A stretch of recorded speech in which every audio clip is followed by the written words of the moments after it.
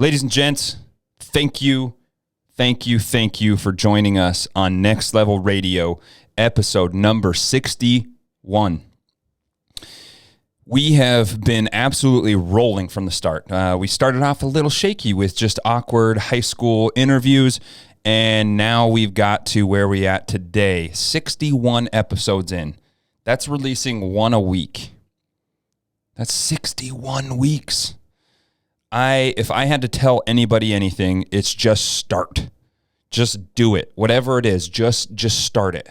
Because when we started this, we had a fold-up table with plastic chairs around a mixer, no visual, no nothing, talking to high school kids. And honestly, I never thought it would get to something like this. But it has, and so if I had anything to tell you guys, just start. Whether it's training, whether it's podcasting, whether it's investing, whether it's real estate, whatever it is, start it.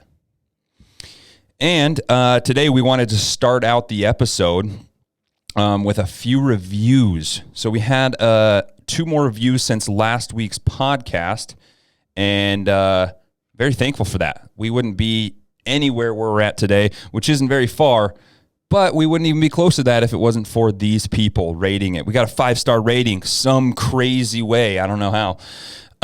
But let's look at these here. So Pistol Pete 40, Tristan Peterson. If you're into fitness or becoming a great athlete, listen to this man.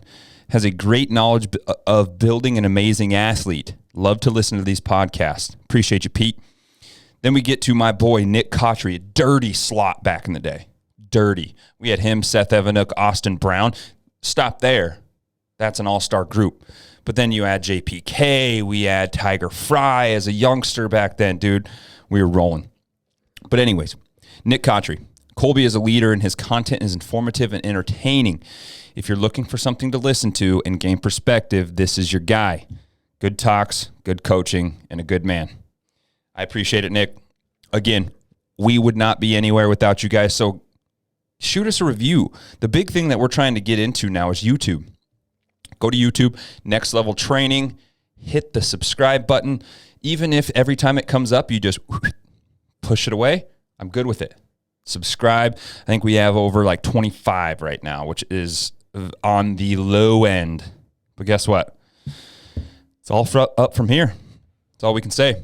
So, this week, let's finish out the start with our sponsors. First and foremost, not quite a sponsor, but something that's affiliated is we're going to be talking about online training. And our online training has actually catapulted in the last, say, 2 months. Put a huge emphasis on what can we do to help expand this. And very, very cool things in the works that I will not announce right now, but being able to affect change on a very large scale, getting into schools. And we will discuss that and what we're going to put forward for that. But first and foremost, we talk about 3 things: stacking body, locked and loaded, and the roots.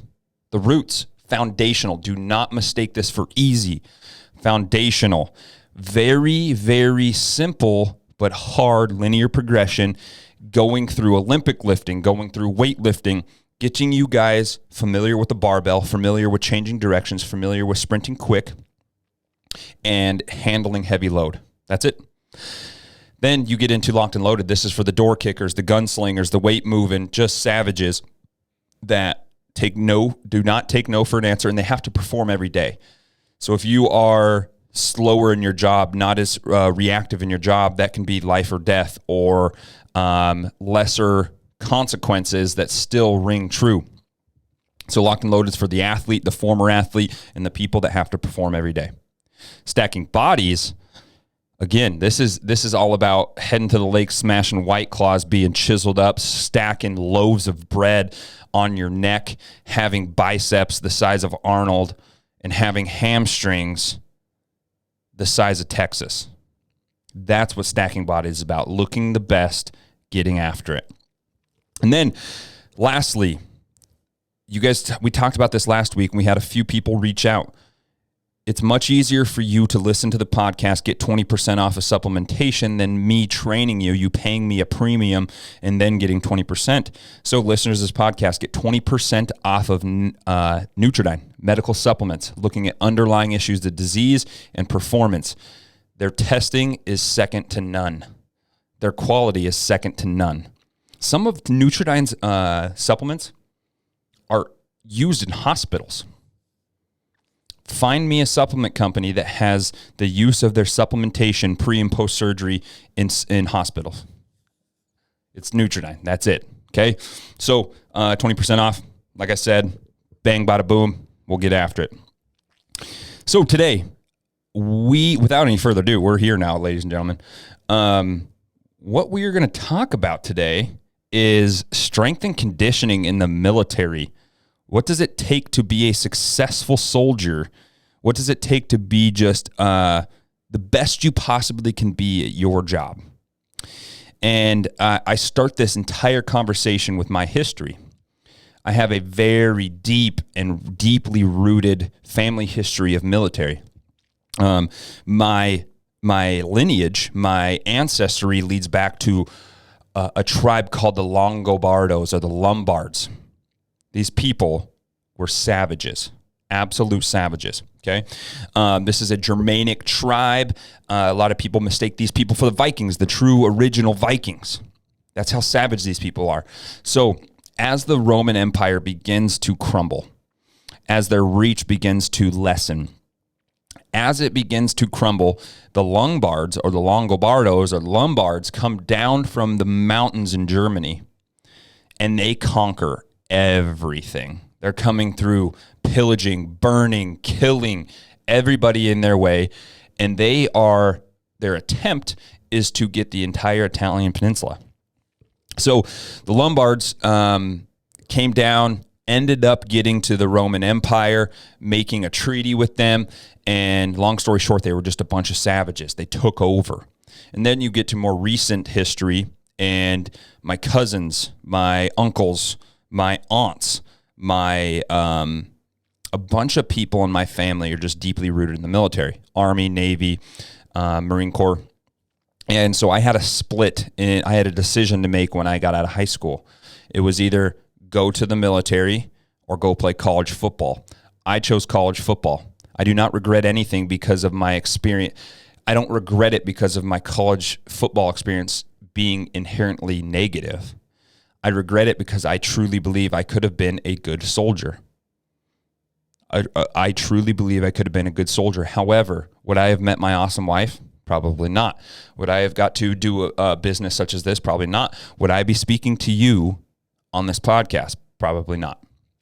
So today we just get to talk about it. And we're talking about the history. How has strength and conditioning evolved in the military? Why is it so important? And things that we can think about as we progress. And then at the very end, I give you my prescription. What do I think is the best thing to do? And again, this is more biased towards infantry or MOSs that are physically demanding. Okay, so let's start out with the history of military strength and conditioning, and we first get to this. Where's my mouse? We first get to this point in about 1852. And in 1852, West Point implemented the very first physical fitness program, loosely based on what the demands are. At this time, the entire basis of this program is on calisthenics, swimming, and fencing, some gymnastics, which, again, this is 1852, people. I'm not mad at that. I think that is a great aspect of training the athlete, and when I say athlete, it's interchangeable with soldier. These guys are athletes in their own right. So 1852 comes around, we're looking at just body weight movements, swimming, fencing, gymnastics. And then as we progress down, we're at 1858, and the very first fitness assessment was proposed by the Marine Corps. And here what it is: 15-foot wall climb, 15 hands-high horse vaults, 10-foot ditch leap, a 1-mile run under 8 minutes, or a 2-mile run under 18, 4.5 mile walk in an hour, 3 mile ruck in 1 hour with 20 pounds, arms, and equipment. So this is where we really start, this 1858. What is going on? What does the military look like at that time? A lot of foot traffic. We're traveling long periods of time. So this is where this bias in the military that I'll talk about here in a little bit, this bias of we need to have the most efficient aerobic system and long duration runs, rucks, and walks. So this is where that starts around 1858. And then we progress into 1892. We put out a training manual, a manual of calisthenic exercises. And this is published in the Marine Corps, and it's a manual that is focused completely on body weight exercising. Okay? And again, at the time, that's what they needed. So I'm not crazy upset about that. Then we get in 1906, and this is really, really cool here. We get the first required Army-wide physical training established. Okay? So you have to have a 12-mile ruck, an 18-mile horse-mounted artillery and cavalry. It's a 3-day, 90-mile riding test for the cavalry, and a 45-mile ruck march test for the infantry. 45 miles. Again, this is the shape that the military was at that time. Nowadays, do we have to have these guys be sufficient in rucking 45 miles? I would argue no. Okay, and I'll get to that here in a bit. Then we're down in 1920. Okay, 1920. World War I leads to the book Mass Physical Training for Use in Army and Reserve Officer Training Corps. Okay, it's built in this first individual efficiency test. So this is where things start to change. 1920. You need a 100-yard sprint in 14 seconds. A running broad jump, 8-foot wall climb, a 30-yard grenade toss, and an obstacle course run. I like this. What does this spell out? Very fast, high-intensity sprints. Be able to have horizontal force production and horizontal center of mass displacement. You have to have agility to climb a wall. You have to throw a 30-yard grenade throw, which that's the one that I could toss out pretty quickly, and then an obstacle course run. So agile under load. I like this. Again, 30-yard grenade toss, where did they get 30 yards? Why do we have to throw grenades 30 yards? And I could take that out very easily. We can work on the energy system to make a better thrower, but why are we practicing a grenade toss?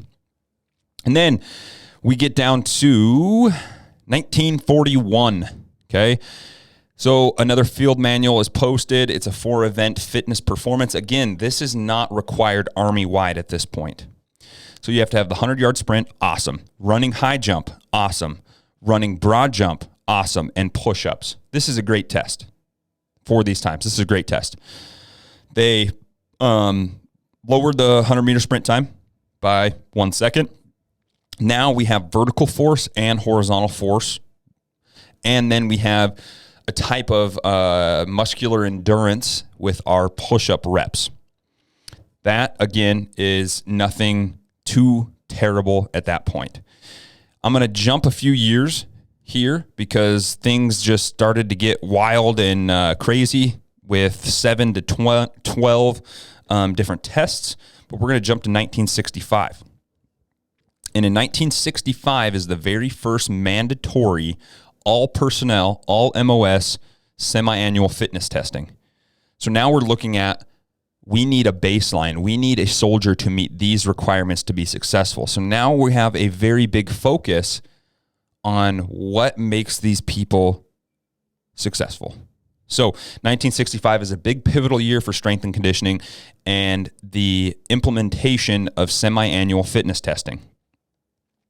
And then skipping another good chunk of years down to 2012. So 2012, this is where studies are conducted or studies are ordered so that we can look at what is the what is the definition of success in the military in these MOSs? What do we need to do to meet that? So this gets us back to the SAID principle, specific adaptations to impose demands. So what demands do we have to lay upon them to get the adaptations that we're looking for? That's exactly what this is all about. And so then we get into more recent times, and the 2-mile push-up, or the 2-minute push-up, 2-minute sit-up, and a timed 2-mile. So we have to hit 180 points or higher on these tests. That'd be about 60 per test. And that's kind of where we're at as of right now. And there's different breakdowns and there's different things within that. But that's where we're at now. And you can see this progression from what was the type of war we were fighting? What was the type of soldier we needed? We need very efficient cavalry. We need very aerobically efficient soldiers that can walk, ruck, and be successful under fatigue for 40, 50 miles. And then we start to change. What does the demands of war look like now? Much different than they did back then. And so we obviously have to change our testings. And I'm going to piss some people off with this, but just bear with me. This is where I think I'm funny, but a lot of people don't. So in the military, when you meet military personnel, when you meet people in the military, you can pretty much break them down into 3 groups of their physical perspective of how they look at what's success in the military. And the first one is Tommy Tough Tits. Tommy Tough Tits does nothing but bodybuilding splits, back and bis, chest and tris. He doesn't squat, and he hates running because he has shin splints when he does PT, and his knees hurt all the time. So this guy, big jacked upper body, probably on a little bit of test, a little bit of Anavar, maybe some equipoise, get him cut up. But Tommy Tough Tits believes in no running. He does running because it's a means to an end. And he does back and bis, chest and tris, and he does not squat, or he does legs once a month. Okay? Then you get into Mr. Eddie Endurance. Eddie Endurance believes that the weight room is not a thing. All he does is run, and he has repetitive knee injuries, repetitive lower body injuries, stress fractures because he runs all the time. Because his idea of success in wartime is outrunning every shot that's happening, making sure he can run 50 miles and never come back. So Eddie Endurance is no better. And then you get Mr. Colty CrossFit with the era of CrossFit coming in and wide set adoption in the military. And he believes if you're not wadding every day, you ain't living. And this guy is great with a barbell, but he cannot change direction to save his life. Every time he tries to make a cut, he crumbles because all he does is bilateral Olympic lifting. But he has a bigger engine, but he's not a great athlete. So you got Tommy Tough Tits, Eddie Endurance, and Colty CrossFit. Out of these guys, I do not know which one is worse, and I do not know which one is better, but maybe we can just stay away from all of them. Because we have all run into Mr. Tommy Tough Tits coming back from deployment just after boot camp, looks like a Greek god, but he just can't move. Wiping his butt is just like out of the picture. It's all about the bidet. So that's kind of how I classify these people.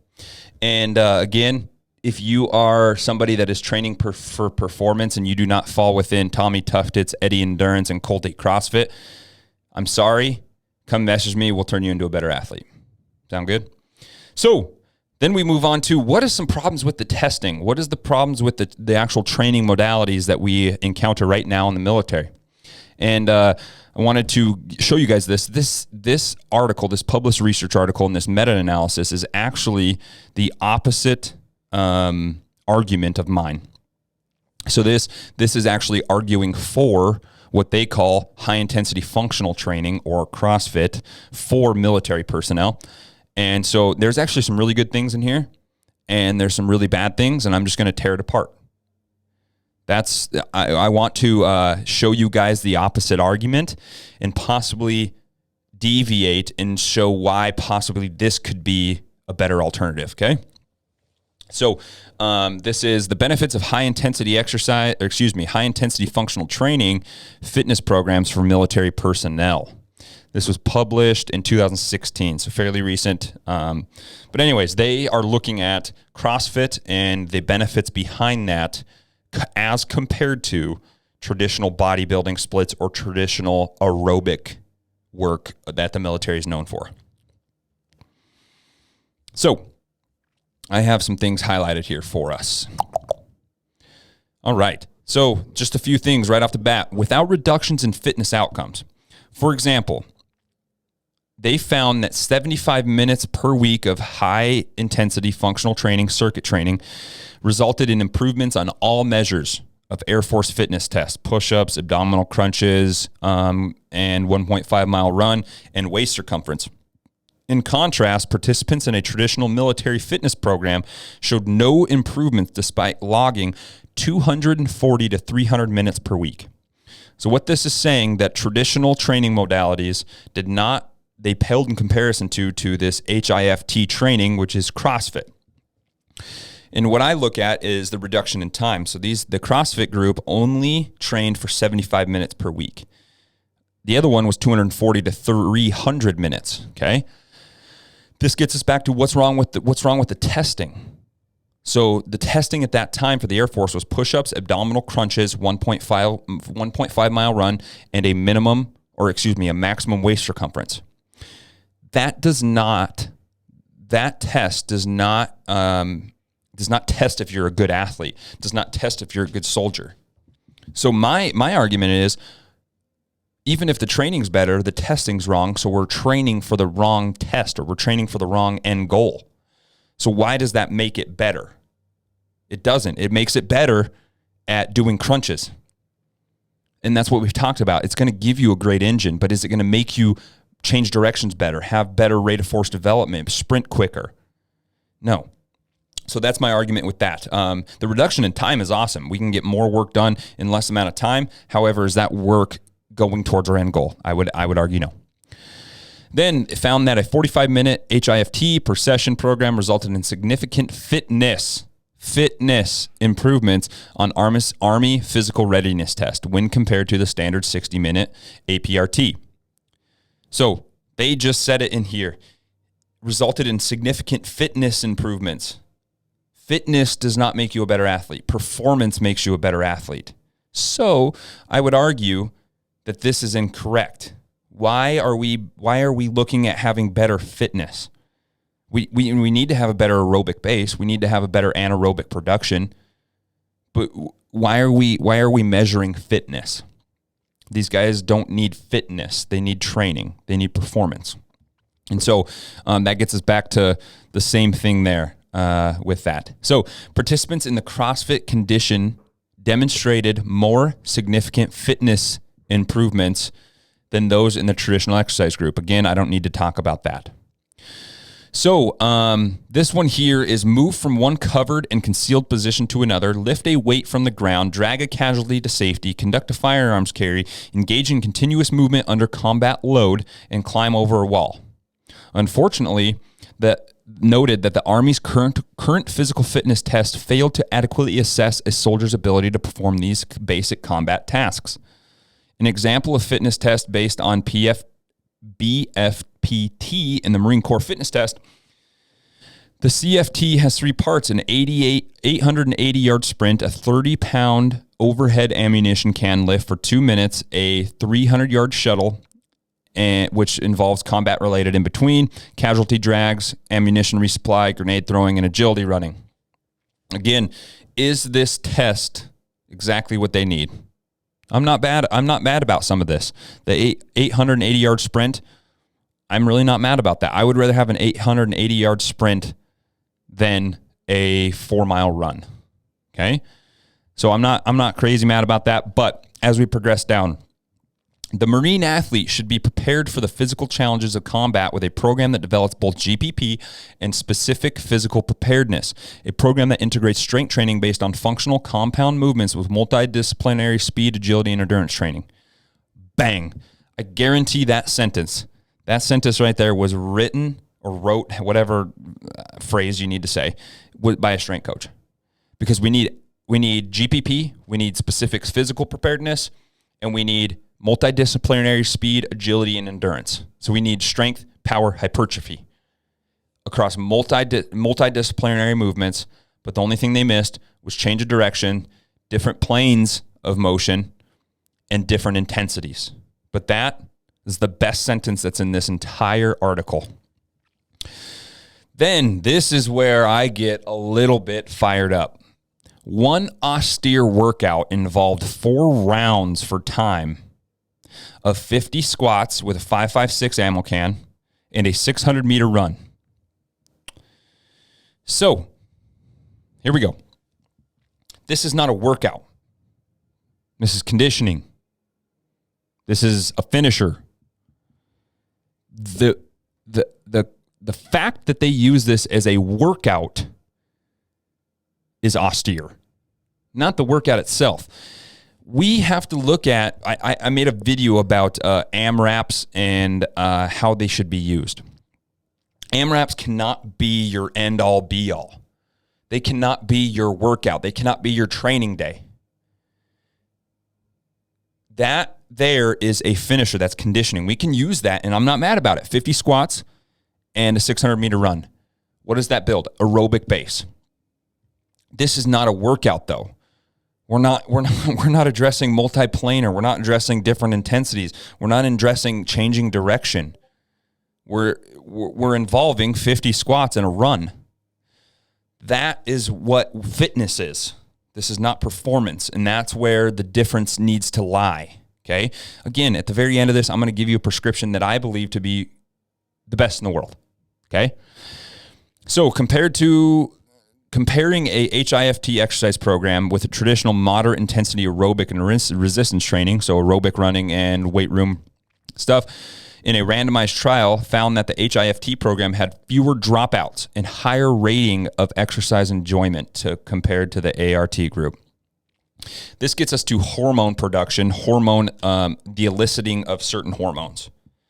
So in a traditional CrossFit environment, or in any kind of environment, is it okay to burn people down to complete exhaustion, to complete failure? Yes.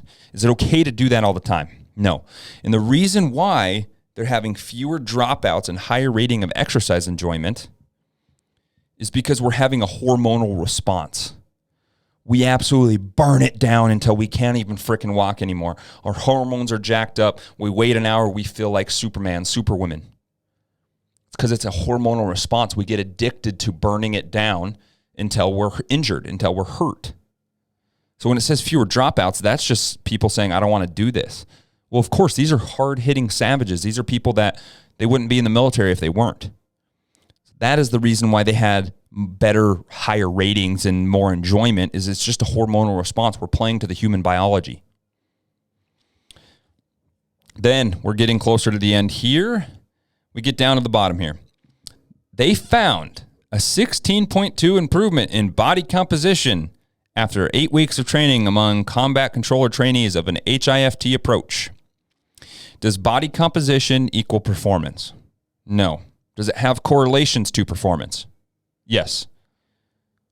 But why are we measuring an improvement in body composition from this? That does not equal performance. That does not equal being successful at the job. Yes, we want the desirable, I'm not even going to say lower, desirable body composition. Yes, we do. But that is not something that we need to look at and have. I mean, we need to have data for it, obviously.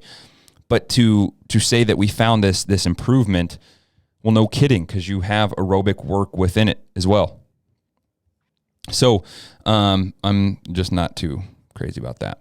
Then, first, no large-scale randomized trials comparing traditional military physical training with the HIFT programs on both health and injury outcomes have been conducted. So that does need to be conducted. But again, we're comparing HIFT to traditional go run for 4 miles and do selectorized chest flies. That's not what we need. So, but yeah, that's pretty much this gets us down to the basis of there's issues with the testing. The training is something separate.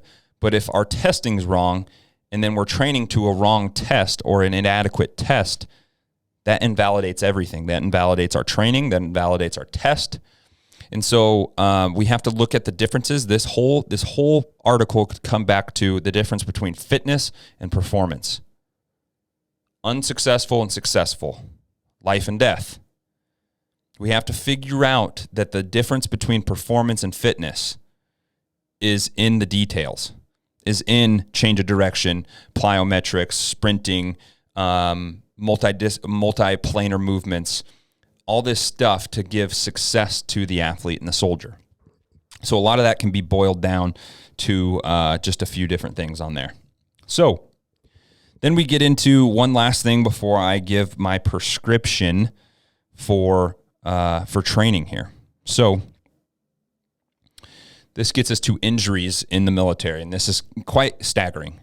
We're looking at musculoskeletal issues, strains, sprains, fractures, hairline fractures, shoulder surgeries, knee surgeries, hip surgeries, ankle sprains, okay? So almost 50% of military experience one or more injuries per year.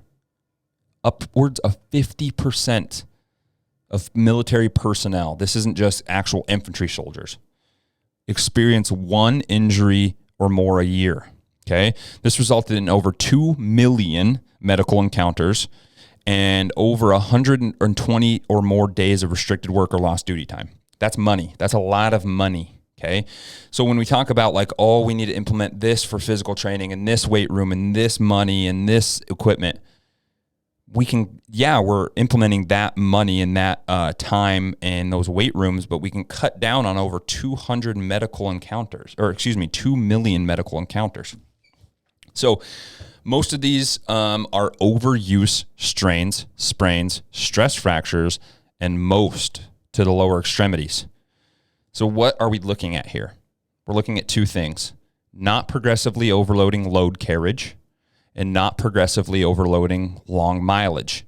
So a lot of these are due to exercise and PT. These are due to things that it's the old way of testing, that we need to have these guys run a 4-mile time test or a 3-mile or a 1.5. Is aerobic base important? Yes. Is it the end all be all? No. And so a big part of this is lower back, knees, ankles, hips. And if you're looking at, I have a plug here. If you're looking at somebody that really gets very creative with hip movement and the spine moving about the hip, internal, external rotation of this hip, I'd look at Vernon Griffith out of North Carolina, does really good work with military personnel, very high-level military personnel, and he does great stuff. But we have to look at progressively overloading a few things. Load carriage and mileage. Big, big, big thing that we need to look at. So how can we prevent something like this? And I was jogging my brain as I made this podcast, and it came to me within 2 seconds because it's a freaking easy answer. Volume reduction. Volume reduction. Yes, do these guys have a predisposition to wanting to burn it down to the ground? Yes. But does that mean we just let it loose without any reins, so we have all these overuse injuries, so that we have all these issues up and down the chain? No. So we need to look at volume reduction. We need to look at total volume in a day, total volume in a session, total volume in a week, total volume in a month, total volume in a year. This is the data points that we can look at and say, I think this is the threshold for this individual. So volume reduction. Then we also have to have an emphasis on setup and execution. I've been talking about this ad nauseum in the last few weeks. Emphasis on setup and execution. It does matter how we get from point A to point B. We have to make a gold standard and have the athlete mimic it, getting perfectly from point A to point B, or as close to perfect as possible. Think about driving from your house to McDonald's. Just getting to point A to point B, but hitting 10 cars, running over a pedestrian, getting your McDouble, smashing the McChicken as you eat a McFlurry, hitting 4 more carbs on the way home. You got from point A to point B, but it wasn't perfect. We have to have an emphasis on showing a gold standard of a setup, gold standard of the execution, have them mimic it, and make adjustments from there. We have to do that instead of just saying, snatch 135 pounds 450 times until your shoulder falls off, and then you got from point A to point B. We have to break this trend of just burning it down. What they call HIFT, CrossFit. And then a lot of my people in my inner circle would disagree with me on this, but tough hooey. I believe that we need to have individual prehab movements in our warm-ups for individual athletes. Again, I'm not oblivious. I've worked at colleges. I've done football. I've done college wrestling. I've done college basketball, softball. It's very hard to have an individualized approach in a big group setting. I get that. I get it. But taking time, looking at issues, looking at history of injuries, we can give prehab movements or warm-ups for each individual or groups of individuals that have the same similar injuries so that they can be primed, ready to rock, so that when we hit the workout, we're working out, we're training. We're not doing foam rolling and doing all these different things. We're training, okay? Because a lot of people are doing more recovering than they are actually training. And what are you recovering from if you ain't training? So I get to my prescription, and we have to first look at a few things. My prescription, very basically, is locked and loaded training program. I believe that it is the best in the world for athletes, for soldiers, for people that have to perform every day. I truly believe that. Because if you can find one thing in this life that you truly believe, and whether it's true or not, truly believe that you're better than anybody in the world at, I believe it's this. I believe it's programming. I believe it's building a roadmap for these athletes. And so we have to first look at the few things. We really have to. And again, Locked and Loaded has all this within. So we have to first look at reverse engineering the sport or the demand. And the sport or demand would be being a successful soldier and all the attributes that come along with that. And so first off, I believe that you have to have an emphasis on anaerobic and aerobic training. We can't just do one and we can't just ignore the other, but we have to have an emphasis on both anaerobic and aerobic training, okay? So we have to have sprint work while we have to have some long distance runs. But the very most important thing about that is progressively overloading one load carriage, sprint work, and aerobic work, okay? So we need to progressively overload our miles, and we need to condition and have speed work. Again, somebody, drill instructor, drill sergeant, or whatever they are in each different branch of the military, well, we have to burn these guys down. Yeah, that's what boot camp is for. We need to burn them down. We need to physically break them. We need to build them back up as a stronger, more confident human being. Yes. But we have to find the fine line of breaking all the eggs to make an omelet. Okay, so we need to find this progressive overload model so that we can have very healthy athletes, very healthy soldiers as well. So we have to have an anaerobic and aerobic base. I believe, this is my personal belief, that we should train these athletes in a triphasic nature. They're no different than any other athlete, except they have a little bit different specific needs. I believe that we need to train them eccentrically, isometrically, and concentrically in a way that is efficient for these athletes. Okay, I believe that every human needs that because we're going through those muscle actions on a daily basis. Then we need to intertwine both strength, hypertrophy, and power. Strength, power, and hypertrophy. Okay, you're gonna have all these demands in your MOS or your sport. So we need to be able to have efficiency in strength, power, and hypertrophy. I'm a very analytical person, so I'll run a 2-week phase eccentrically. And I'll touch on each day, eccentric strength, eccentric power, eccentric hypertrophy for 2 weeks. Then we'll go isometric strength, isometric power, isometric hypertrophy for 2 weeks.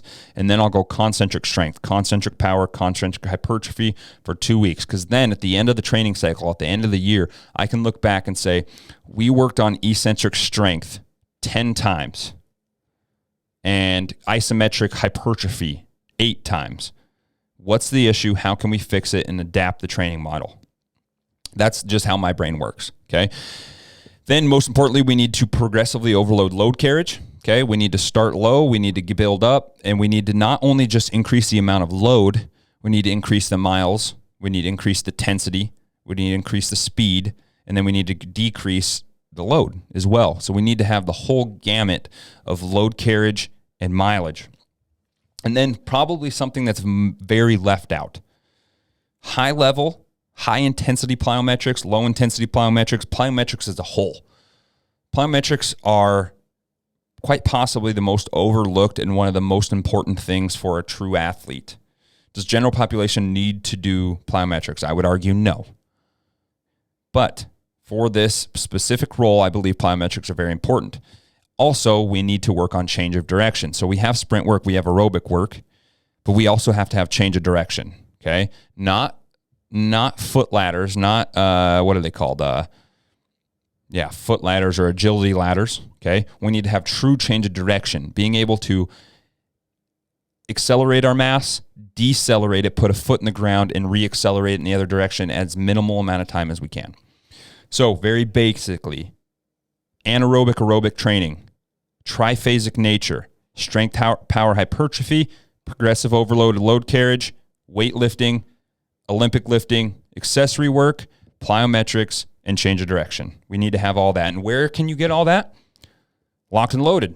Locked and Loaded has all these different types of aspects, looking at peaking the athlete, looking at an individualized approach. Yes, we have a very basic overview model, but people that want the very specific, hey, I'm getting deployed at this time. Okay, we need to peak you at this point. We do all of that. So again, Locked and Loaded, door kickers, weight movers, gunslingers, savages that just have to perform every day. It's a fun community. You get everything delivered. Actually, I've had 5 now. 5 actively deployed individuals, not units, but individuals on the training program as they were deployed in Afghanistan. So this is very it's very cool that we can deliver something that far around the world. It's very easy. It's very simple, but it is hard. Okay, this training program is hard, but that's exactly what we need. So I hope you guys enjoyed that. I hope you guys can pick something up out of that. Very basically, we need to look at the difference between fitness and performance and injuries associated, and then reverse engineer so that we can give you the best, give you the things that you need, okay? So that wraps up another episode of Next Level Radio. Leave us a review, smash the YouTube button, get after it, have questions, Instagram link in bio. We will be there. Have a great day. We will see you beautiful people next week. Peace.